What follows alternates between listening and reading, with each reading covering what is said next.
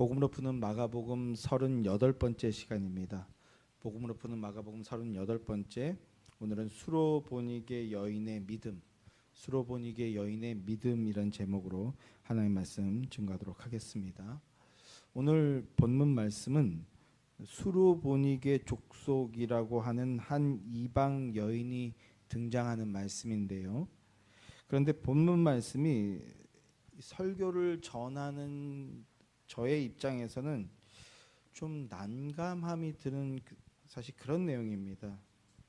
특히 요즘처럼 인성 문제, 약자에 대한 직설적이거나 과격한 언행을 거의 악으로 치부하는 이런 시대적 분위기에서는 좀 더욱 그런 마음이 들게 되는데요. 본문을 보게 되면 절박한 처지에 놓인 한 가련한 여인이 예수님을 찾아와서 도움을 구합니다. 그런데 우리 예수님이 그녀를 향해 뭐라고 말씀하십니까?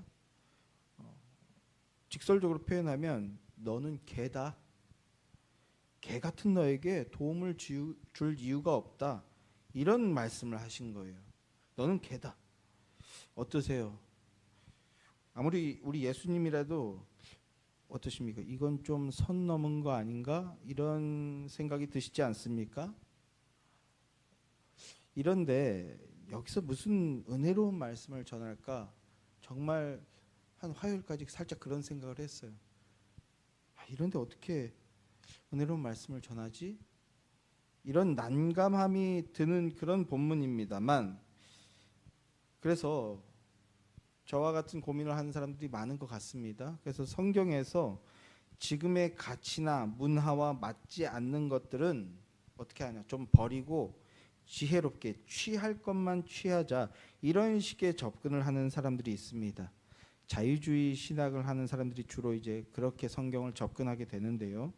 그러나 성경을 볼 때 내 생각에 이해가 안 되고 또는 내 마음에 용납이 안 된다고 해서 그걸 버리거나 외면하는 것은 올바른 접근이 아닙니다. 아니, 잘못된 접근입니다. 오히려 내가 그 상황이나 맥락을 잘 모른다. 그리고 주님께서 그렇게 말씀하시거나 행동하신 의도가 무엇인지 정확히 잘 모르기에 내가 이해를 하지 못하고 있는 것이다. 이렇게 생각하는 것이 옳습니다. 성경은 하나님의 말씀입니다. 영혼 가운데 한결같은 진리의 말씀이라는 겁니다. 그러니까 성경은 항상 옳다는 뜻입니다. 성경을 배우고 해석해 나가다 보면 섣부른 우리의 판단은 오히려 하나님의 진리를 가로막게 되는 경우가 대부분입니다. 오늘 본문이 바로 그런 예라고 할 수 있습니다. 언뜻 굉장히 이해가 안 되는 과격한 분위기에 불편함이 들 수 있는 그런 언사들이 등장하지만, 그러나 오히려 그 가운데에서 진정한 믿음이 무엇인지를 드러내 보여주는 게 오늘 본문 말씀입니다. 그리고 이 수로보니게 여인에 대한 말씀은 여러 가지 사건들 중에 개별적인 하나의 어떤 사건으로 끝나는 말씀이 아니고, 이전에부터 진행된, 때가 자꾸 하나님의 나라가 가까이 왔다라고 말씀하신 이후에 복음을 증언하고 병자들을 고치고 많은 기적들과 이적들을 이루어내시지 않았습니까? 이렇게 여러 가지 사역들이 진행되는 가운데 그 예수님의 사역의 연장선에 놓여 있는 그런 말씀입니다. 정결과 부정결에 대한 논란이 있었어요. 또 형식적인 신앙과 마음의 신앙, 변화되는 마음, 내면에서부터 나오는 그 마음의 신앙, 그리고 오병이어와 씻지 않은 손으로 떡 먹는 이야기, 즉 떡 이야기, 빵 이야기, 이러한 내용들의 해답을 제시해주고 있는 그런 말씀이라고 할 수 있습니다. 자, 그러면 어떻게 해답을 제시해주고 계신지 함께 말씀을 상고해 보도록 하자고요. 자, 본문 24절을 한번 다시 한번 보십시오. 본문 24절 말씀 함께 다시 한번 시작. 예수께서 일어나사 거기를 떠나 두로 지방으로 가서 한 집에 들어가 아무도 모르게 하시려 하나 숨길 수 없더라. 자, 새로운 상황이 펼쳐지고 있는데요. 거기를 떠나라고 하고 있죠. 여기 거기를 떠난다라는 여기 거기는 갈릴리 가버나움 지역인데요.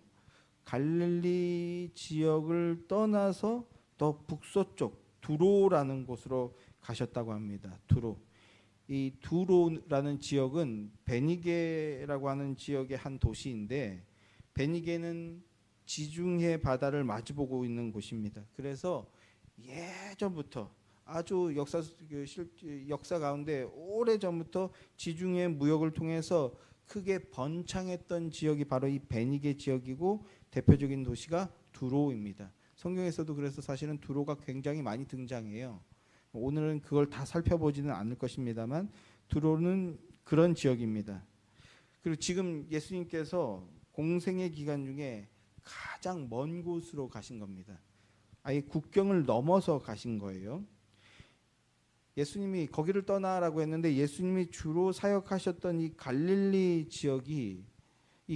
지역도 예루살렘 사람들이 볼 때는 이방 지역과 근접해 있는 곳입니다. 그리고 거기에 많은 이방인들과 섞여 살고 있는 곳입니다. 그래서 예루살렘 사람들은 혹은 유대교 신앙을 아주 열심히 믿는 사람들은 이 갈릴리 지역도 아주 부정결한 곳, 좋지 못한 곳으로 여기는 그런 곳입니다. 그런데 그 갈릴리를 넘어서 아예 이방 지역으로 가버리신 겁니다. 그러니까 더 부정결한 곳, 더 더러운 곳, 그런 곳으로 가신 것입니다.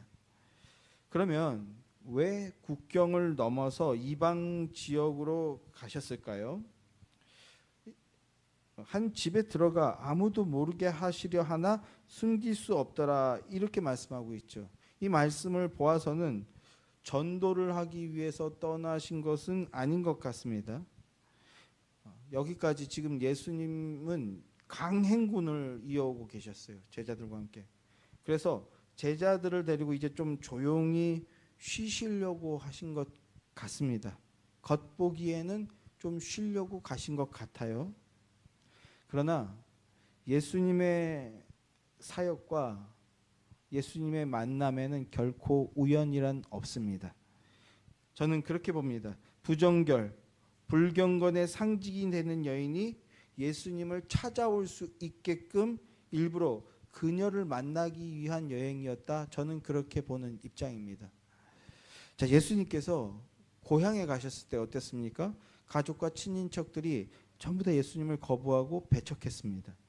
또 유대인을 대표하는 바리새인과 서기관들은 율법과 그리고 자기들의 전통을 근거로 해서 예수님을 거부하고 배척합니다.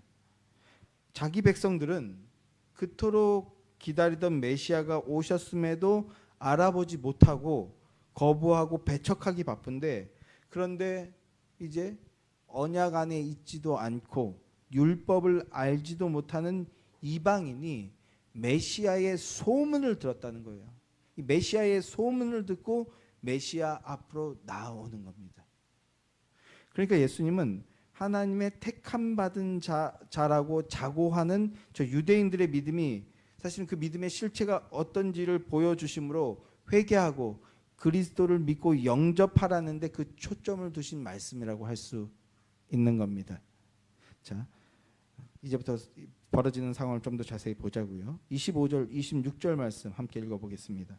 함께 시작.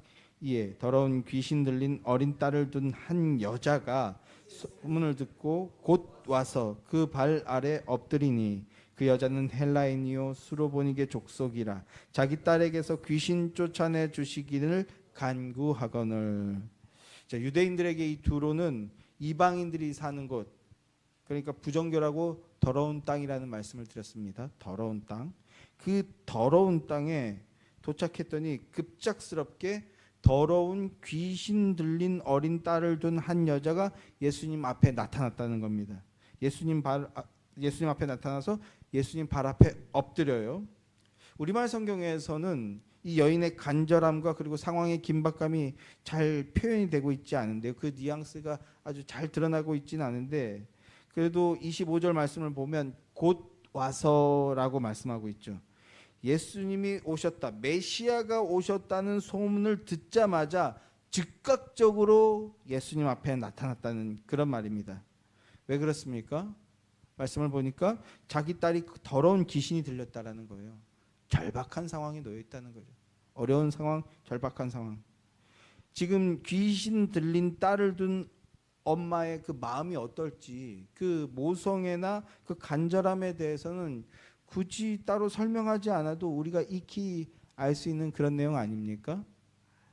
근데 26절에서 이 여인에 대해서 설명을 해주고 있는데 어떻게 설명하고 있습니까?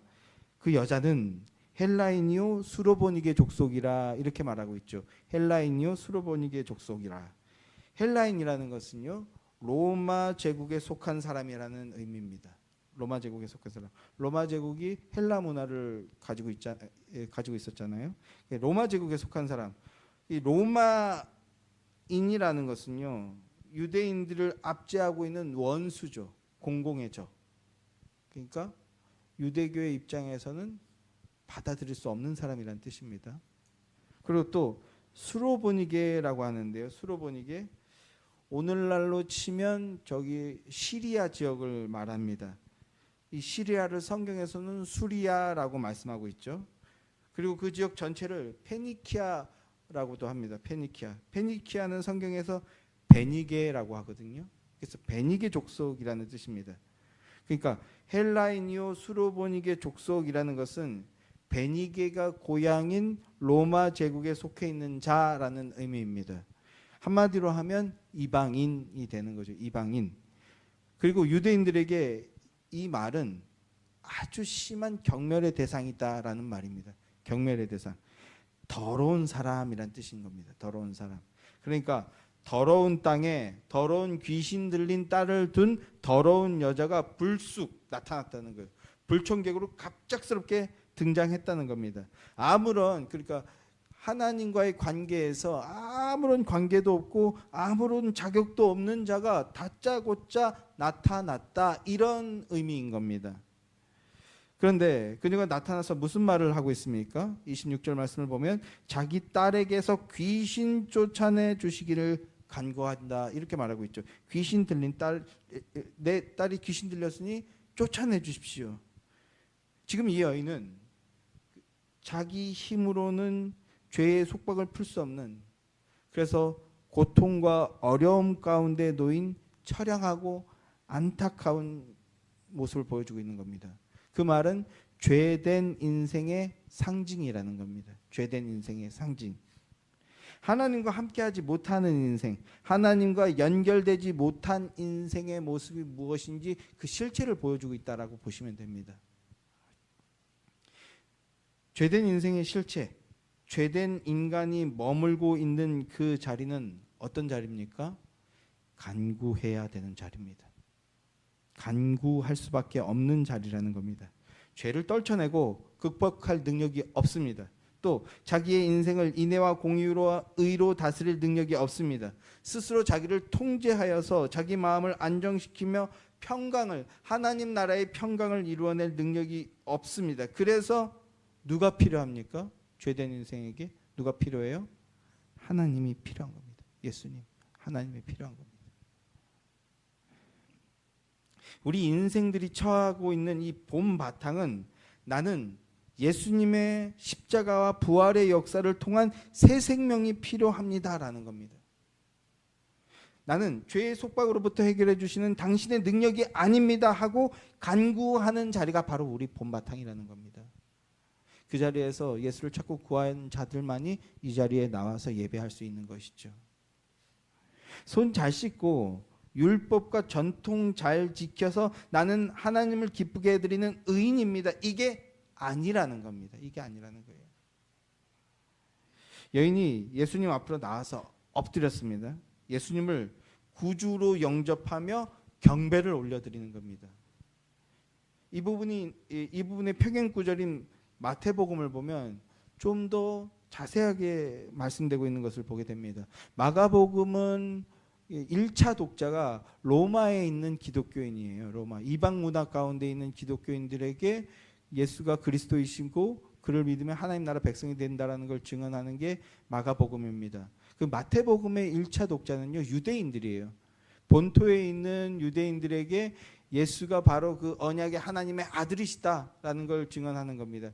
그래서 약간의 뉘앙스의 차이가 납니다. 이방인들에게 조금 더 풀어서 설명하고 하거나, 마태복음은 유대인들이 이미 모세오경이나 이런 걸 잘 알기 때문에 그 의미를 좀 더 직접적으로 설명하는 이런 차이가 나는데, 그래서 마가복음에서는 이 여인을 헬라인이요 수르보게닉의 여인이다 이렇게 설명하는데, 마태복음에서는 이 여인을 가나안 여인이다 이렇게 얘기합니다. 두 개 다 이방인이고 아주 경멸스러운 대상, 더러운 여자야, 더러운 상황이야, 이런 뜻인데 그냥 아주 짧게 묘사해 버리거든요.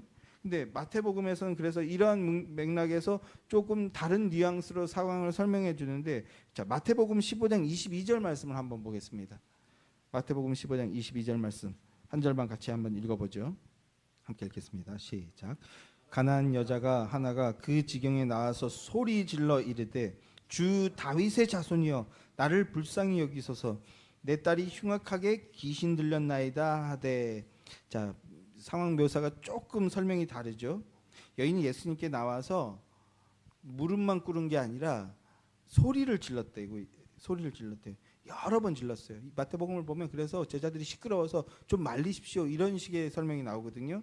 예수님께 나와 무릎 꿇고 소리를 지르는 겁니다. 간절하게. 근데 뭐라고 소리를 지릅니까? 다윗의 자손이여 라고 얘기합니다. 자, 마태복음 1장 1절이 어떻게 시작합니까? 아브라함과 다윗의 조상 예수 그리스도의 족보다, 이렇게 후손 예수 그리스도의 족보다 이렇게 시작하지 않습니까? 다윗의 자손. 굉장히 의미 있는 말입니다. 다윗의 자손이라는 말이 뭡니까? 유대인들에게 다윗의 자손이라는 말은 메시아라는 말입니다. 그리스도, 메시아라는 말이에요. 똑같은 말입니다. 메시아는 다윗의 자손으로 오실 거라는 것을 구약 성경이 설명하고 있고, 마태복음은 1장 1절 시작부터 그걸 드러내면서 시작하잖아요. 다윗의 자손이여라고 고백하는 순간 그 말은, 그러니까 우리가 기다렸던 메시아, 당신이 그 메시아인 것을 믿습니다 라고 말하게 되는 겁니다. 근데 이 고백을 지금 아무도 하지 않고 있었는데 누가 하고 있냐는 겁니다. 하나님의 택한 백성이라고 하는 유대인이 아니라 그 헬라인이요 수르보닉의 족속이라 이렇게 가나안 여인이라고 하는 거 아주 객관적으로 누가 봐도 더러운 땅에 있는 더러운 존재다, 예수님 앞으로 나올 수 없는 자다, 이런 뉘앙스거든요. 더러운 땅에 사는 더러운 사람, 이방 여인이 예수님 앞으로 나와서 이 고백을 하고 있는 겁니다. 예수님 앞으로 나올 수 있는 아무런 근거와 자격이 없는 자, 아니 예수님 앞으로 나와서는 안 되는 것 같은 자가 예수님 앞으로 나온 겁니다. 간절함만 가지고. 그리고 나와서 무엇을 하고 있습니까? 다윗의 자손이요, 우리가 기다리던 메시아요, 이렇게 고백하고 있다고요. 예수님을 구주로 고백하고 영접하고 있는 겁니다. 영접하고 있는 거예요. 유대인들도 배척하는 예수님인데 이방 여인, 이 더러운 자가 예수님을 구주로 영접하는 것은 지금 엄청난 기적이 일어난 것이죠. 엄청난 기적이 일어난 겁니다. 그러면 어떻게 이런 기적이 일어날 수 있습니까? 이 여인이 뭘 했길래 이런 기적이 일어나게 됩니까? 자, 이번엔 요한복음 한번 보시죠. 요한복음 1장 12절 13절 말씀을 함께 보겠습니다. 시작. 영접하는 자 곧 그 이름을 믿는 자들에게는 하나님의 자녀가 되는 권세를 주셨으니 이는 혈통으로나 육정으로나 사람의 뜻으로 나지 아니하고 오직 하나님께로부터 난 자들이니라. 더러운 이방 여인이 예수님 앞에 나올 수 있었던 거, 유대인들의 기준에는 혈통으로나 육정으로나 언약으로나 율법으로나 예수님은 하나님 앞에 전혀 나올 수 없는 그런 자들인데, 그런 것은 자격과 근거가 되지 않는다라는 거예요. 그러면 이 여인이 어떻게 예수님 앞에 나올 수 있었는가? 하나님께로부터 난 자이기 때문이라는 겁니다.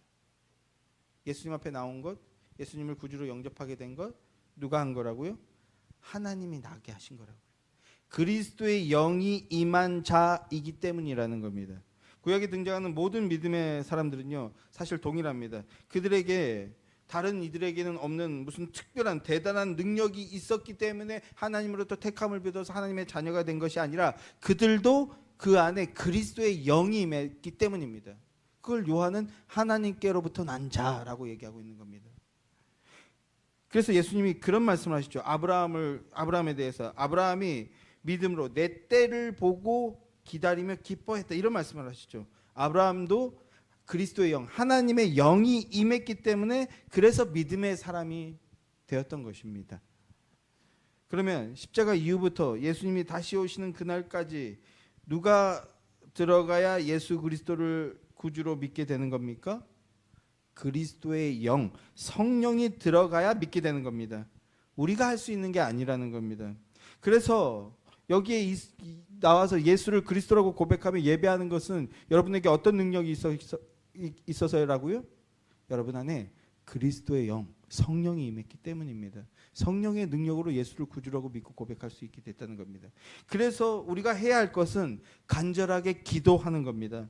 예수님, 당신의 사랑과 능력이 아니면 나는 아무것도 아닙니다. 나를 구원하여 주시옵소서.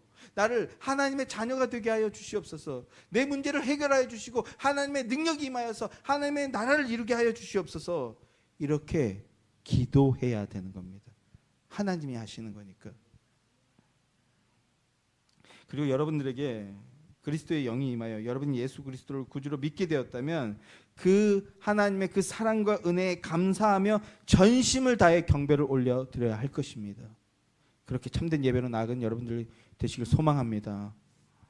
여인은 예수님이 메시아이심을 믿었기에 예수님 앞에 나와서 엎드린 겁니다. 그리고 자기의 딸을 구원해 달라고 간청할 수 있었던 겁니다. 당신은 메시아이십니다.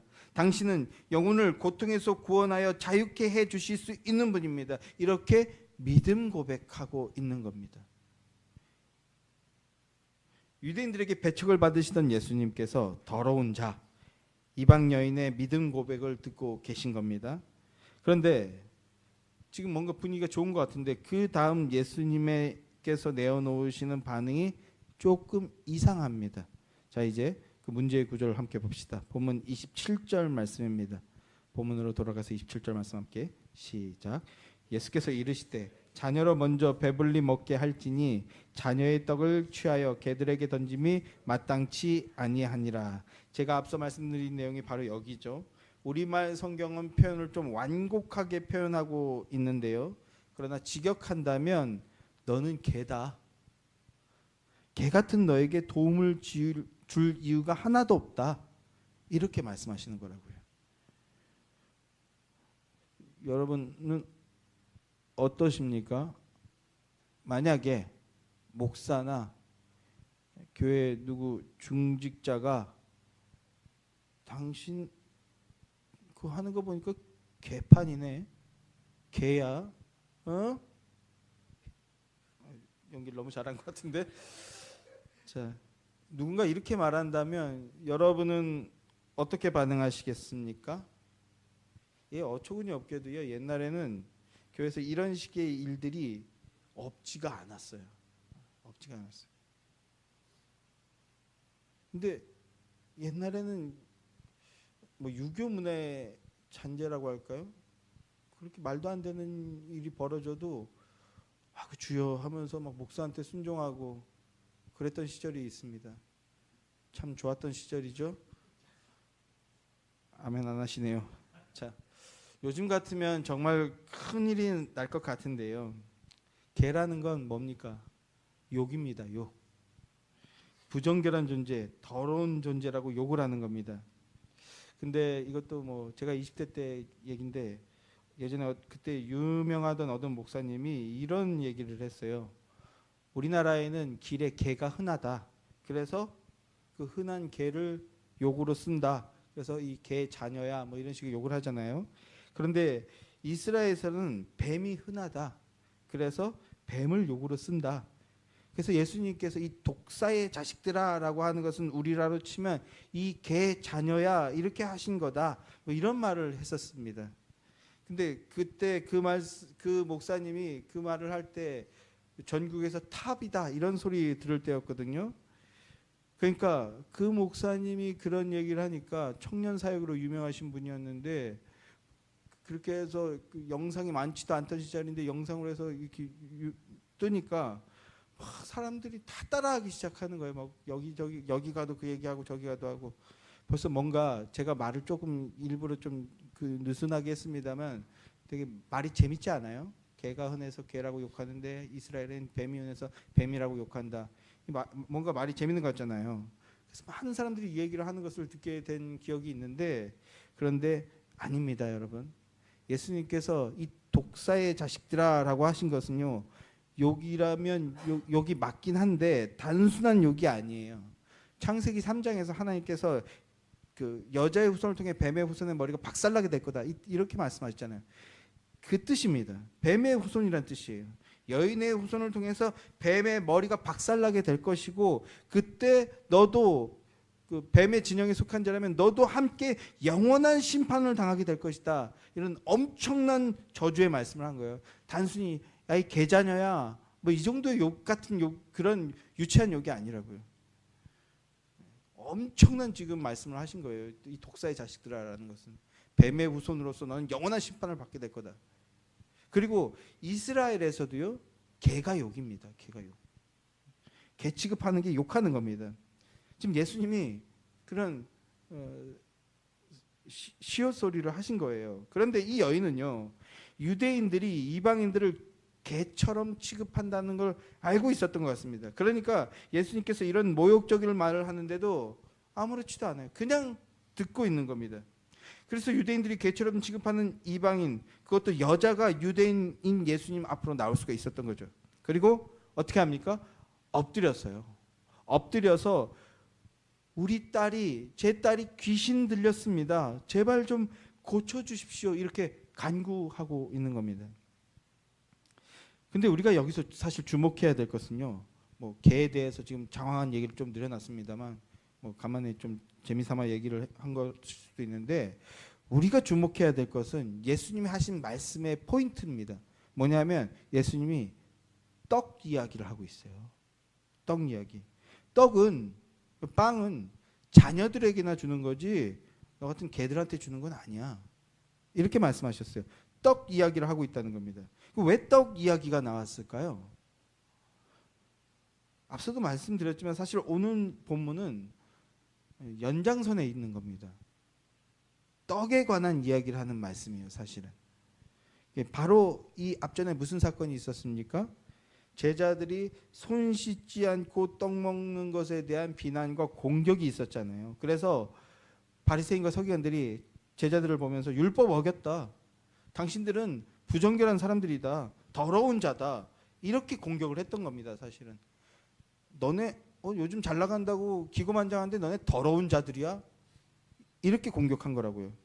그러면서 자기들은 우리는 법과 전통을 잘 지키는 깨끗하고 거룩하고 성결한 존재들이다, 이런 걸 드러내려고 했던 것인데, 그런데 예수님께서 그건 진짜로 깨끗하고 거룩한 게 아니라는 말씀을 하셨죠.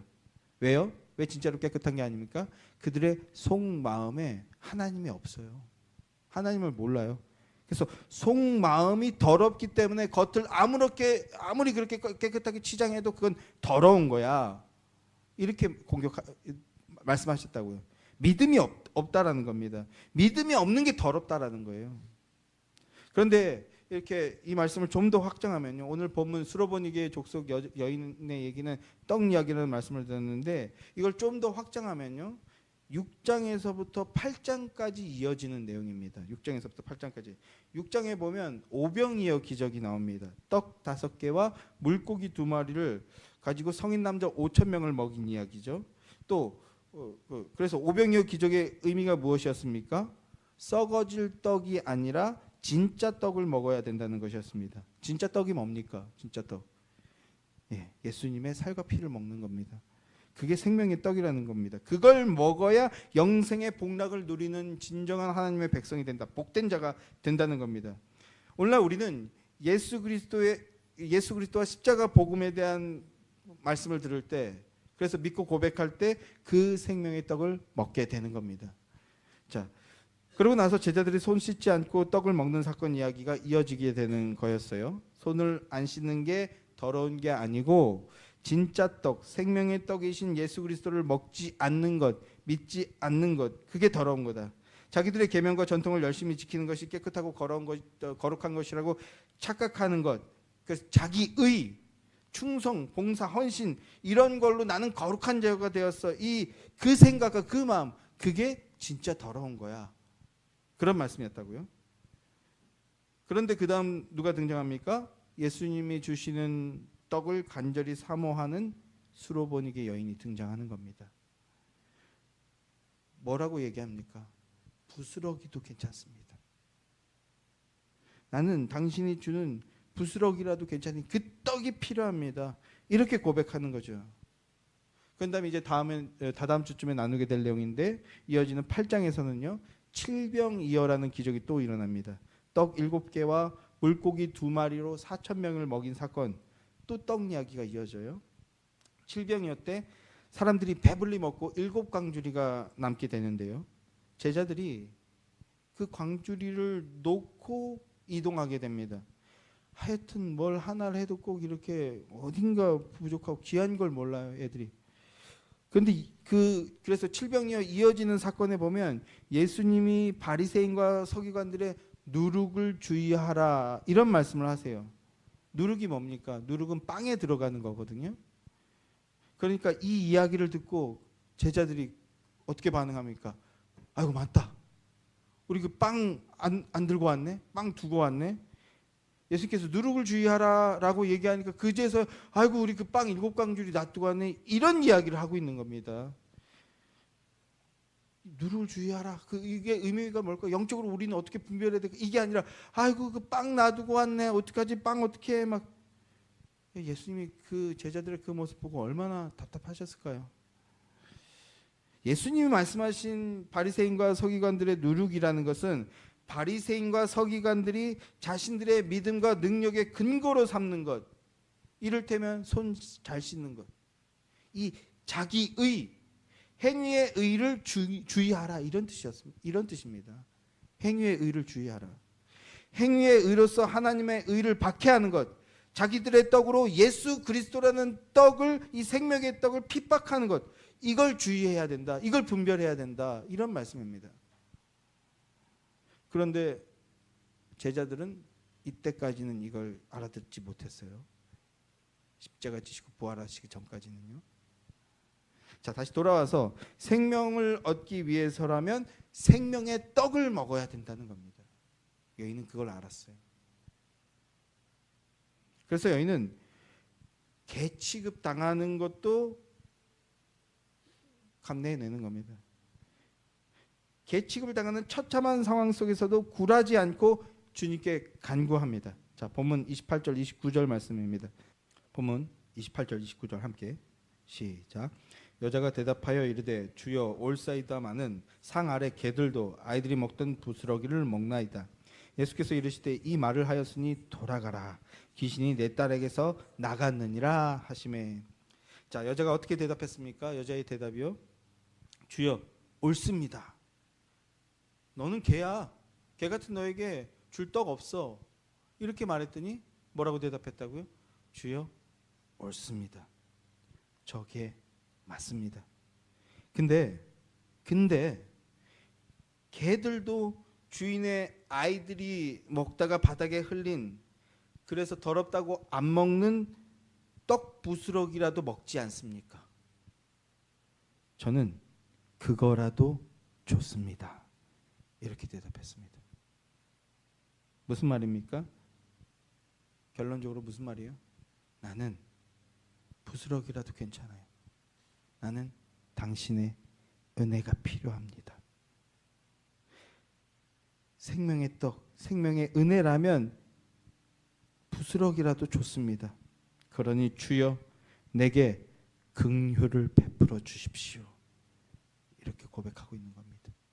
정말 놀라운 고백 아닙니까? 놀라운 믿음을 고백하고 있어요. 그 마음 안에 그리스도의 영이 임했기에 놀라운 믿음의 고백을 내어놓을 수 있었던 겁니다. 나는 예수가 필요합니다.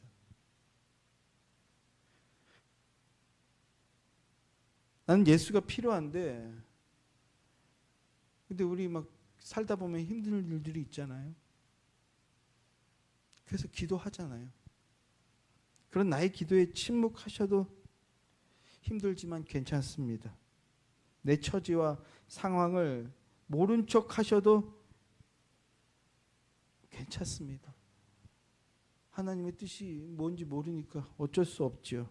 그러나 주여, 주인의 상에서 떨어지는 그 떡 부스러기를 개들이 먹지 않습니까? 나는 그거라도 먹기 원합니다. 뭐라고요? 나는 주님의 긍휼이 필요합니다. 나는 주님밖에 없습니다. 나는 주님이 필요합니다. 주여, 나를 불쌍히 여겨주시고 내게 함께하여 주시는 은혜를 베풀어 주시옵소서. 오직 주님의 은혜만을 구하는 믿음의 고백을 하고 있는 겁니다.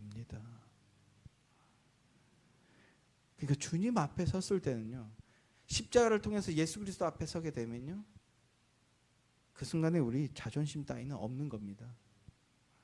하나님 앞에서, 예수님 앞에서 자기를 비춘다면 자존심 같은 건 거품처럼 사라져 버리는 겁니다. 그래서 저도 많이 간증했지 않습니까? 25년 동안 대들고 뻗팅기고 저항했지만 진짜로 예수님 앞에 서니까 내 주장이나 내 그 이유나 상황이나 이런 게 주님 앞에서 아무 이유가 안 되는 거라고요. 그러면서 그 정당성을 가지고 막 비난하고 공격하고 막 소리 지르고, 예전에 많이 말씀드렸죠. 그래서 철야에 가서 기도하는데 사실 기도하는 게 아니라 승질내는 거예요. 막 이렇게 발로 차면서 막 기도했어요. 그랬더니 사람들이 쟤는 왜 저렇게 기도할까? 저게 기도가 맞나? 막 걱정했다고요. 저를 쳐다보는 모습이. 지금 생각하면 제가 봐도 참 부끄러워요. 막 벽을 차면서 왜 나를 몰라주고, 왜 내 기도 안 들어주고, 왜 응답 안 하냐? 당신이 하나님이 맞냐? 막 이렇게 소리 질렀다고요. 근데 만나보니까요, 아무것도 아니라. 그래서 내 자존심 같은 건 거품처럼 사라져버립니다. 하나님이 아니면 인간은 스스로 존재할 수 없는 자라는 것을 깨닫게 되기 때문입니다. 이게 진정한 겸손이고, 그게 그리고 자녀의 권세입니다. 믿음이 자녀의 권세거든요. 예수님 앞에서 자기가 누군지 아는 것, 그리고 예수님이 누군지 알고 마땅히 고백하게 되는 것, 이게 믿음입니다. 마음의 신앙, 마음에서 나오는 것. 그래서 여인의 믿음 고백을 들으신 예수님께서 이렇게 말씀하십니다. 이 말을 하였으니 돌아가라. 이것도 원문의 뉘앙스는요, 좀 더 격정적입니다. 이거 바로 이 말, 지금 네가 한 말, 그걸 했으니 됐다. 여인은 예수님이 메시아이심을 믿고 고백한 겁니다. 그리고 예수님을 통해서 위에서부터 내려오는 하늘의 은혜를 입게 해달라고 간구했습니다. 사랑하는 여러분, 이겁니다. 예수님께서 그 믿음과 믿음 고백을 받아주신 겁니다. 이게 바로 자녀의 권세예요. 유대인들은 자기들이 하나님의 자녀라고 생각했습니다. 아브라함을 통해서 언약이 되었으니까요. 그리고 그 외에 다른 이방 지역 사람들은 다 더러운 존재들 뿐이라고 이렇게 생각했습니다. 그런데 예수님께서도 그렇게 취급하시는 것 같은 거예요. 그러나 사실 표면적으로는 유대인들을 자녀라고 말씀하시면서 떡은 그들에게 주는 거야 라고 말씀하시지만, 그러나 여인의 믿음 고백과 간구를 받아주셨습니다. 자녀는 형식을 준수하는 행위로서 되는 것이 아니라 마음에서부터 나오는 믿음, 그 믿음 고백을 통해서 이루어지는 것임을 보여주시는 겁니다. 우리가 자녀가 되었다면 그 우리의 마음에서부터 나온 그 믿음의 고백을 받아주셨기 때문이라고요. 그걸 지금 보여주시는 겁니다. 그래서 사실은 자녀와 개가 바뀌고 있는 순간이에요. 유대인들은 자기들이 자녀고 이방인들은 개라고 생각했는데, 사실은 그 믿음 고백을 통해서 이 여인이 자녀가 되고 형식을 통해서 하나님의 자녀라고 착각하는 그들이 개가 되는 순간이 되는 겁니다. 예수님께서 여인을 통해 보여주신 믿음이란 주님 앞에 무릎 꿇고 주님을 인정하며 찾고 구하는 겁니다. 주님이 무조건 옳습니다 라고 고백하며 자기를 부정하는 것, 그리고 긍휼을 베풀어 달라고 간청하는 것, 이것이 믿음입니다. 그리스도의 영이 임한 자만 얻게 되는 믿음입니다. 그 복, 그 은혜의 선물을 받아 누리는 여러분들 되기를 주님의 이름으로 축원합니다. 자, 마지막으로 본문 30절 말씀 읽겠습니다. 30절 말씀 함께 시작. 여자가 집에 돌아가 본즉 아이가 침상에 누웠고 귀신이 나갔더라. 귀신이 나갔더라. 귀신이 쫓겨났다는 것은 그저 단순한 치유 이야기가 아닙니다. 이 맥락에서는요. 귀신에 쫓겨남은 하나님의 나라가 임할 때 일어나는 은혜의 역사입니다. 하나님이 구주가 되셨을 때 나타나는 역사입니다. 하나님의 나라가 임했다는 것은 스스로도 죄 취급을 인정하던 이 이방 여인이 하나님의 백성, 하나님의 자녀가 되었다는 뜻입니다. 성도 여러분, 예수님이 사람의 몸을 입고 이 땅에 오신 이유가 바로 이것입니다. 죄 취급받는 우리들을 구원하여서 하나님 나라, 하나님 자녀 되게 하는 것, 이걸 위해서 하나님이 사람의 몸을 입고 이 땅에 오셨습니다. 그래서 그 생명의 능력 안에서 참되고 복된 삶, 십자가의 길로 나아가는 인생이 되게 하기 위해서, 그래서 예수님이 오셨습니다. 이제 그 예수 그리스도 안에서 함께하며 참된 생명의 삶을 누리며 나아가는 더욱 신실한 하나님의 자녀들이 되시기를, 그래서 감사와 기쁨과 평강 가운데 더욱 찬송하는 삶이 되어지는 그런 복된 자들이 되시기를 주님의 이름으로 축원합니다.